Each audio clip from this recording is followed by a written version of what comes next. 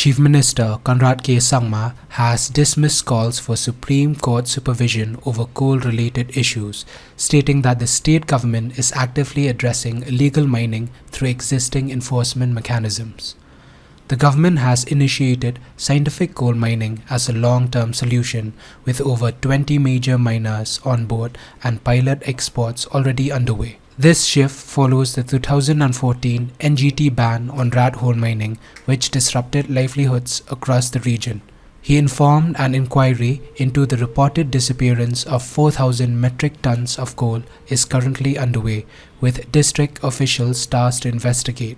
The Chief Minister also affirmed that Meghalaya is entering a new phase of regulated mining and urged stakeholders to support the evolving framework.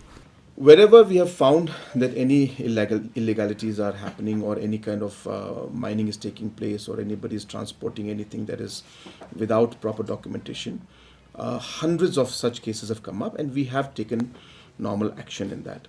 So therefore, from the state government side, we are very clear that we are being very strict on all these aspects. And more importantly, we are now in the process of actually starting the scientific process. So therefore, you will see that the kind of situation that was created during the Congress time and the previous Chief Minister's time, where the coal was banned and no step was taken to give any relief to the miners and the people. It is our government that took up this huge task and ensured that we are able to streamline process. Today, because of the work that has been done by us, based on the commitment that was given by me, today we have the scientific process of coal mining that has been initiated. So we will see the entire sector transform and we will see the entire process of, as I said, scientific mining start. So that entire situation that we faced in the last many years, mostly the last 11 years, as I said, because of the inaction taken by the previous government to challenge the coal ban that was there. Because of that, all these complications came up. But today, as I said, because of the strong step being taken by us, challenging this ban in Supreme Court, working with Government of India to create different SOPs and protocols, working with Government of India agencies to come in and check the different mines.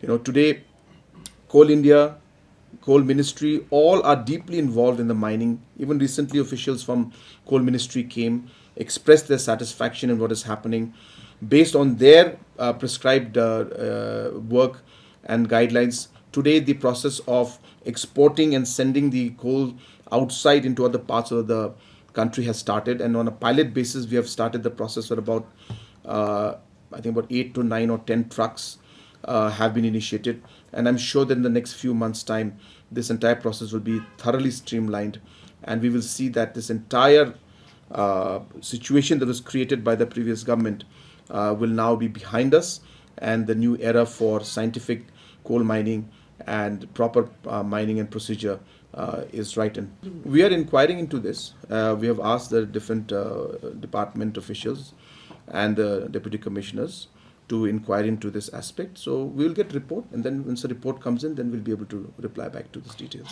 Once the scientific process is on, even now, I'm not saying that illegal mining is going on, but there's certain areas, individuals, please, you have to remember one thing, and I think the state and the people should understand, and all of you should understand, that before 2014, there was nothing called illegal.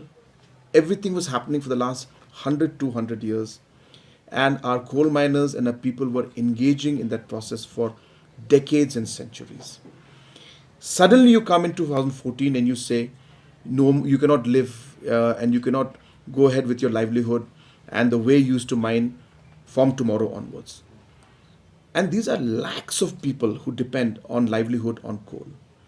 So therefore, to come in and simply stop their livelihood and in a way snatch their livelihood is not so simple. So people will have to live, people will have to earn. So therefore, when you don't have a mechanism to tell them that, look, you can do it, but you can do it this way, if that mechanism is not in place, then people will do what they know the best to do. And therefore, this entire transition, this period where we were trying to adapt with this entire order of the NGT, to the point that today we are able to now come up with scientific mining, is a very difficult phase.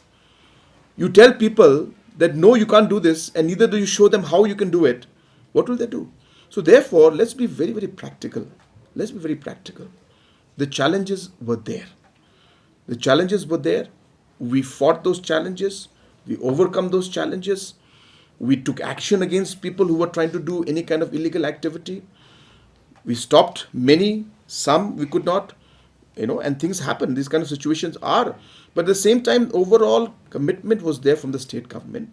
And therefore, today we are at a phase, as I said, once again I'm repeating, that we are almost, as I said, at the point that we are now going to transition from the phase of not allowing people to mine to a situation where we have now created a framework and say, guys, you can do it, but you have to follow these procedures.